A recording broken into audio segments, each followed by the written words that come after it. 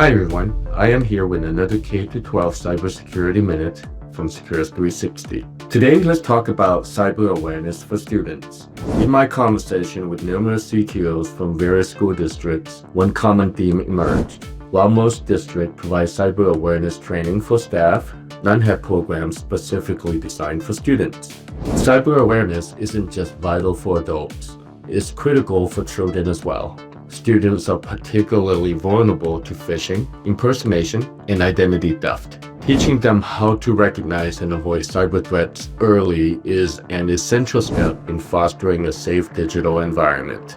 Fortunately, there are many free resources available to help. One excellent example is commonsense.org. They offer age-appropriate resources and engaging videos that empower students to become more cyber aware. Thank you for your time. Let us know if you have any questions or feedback.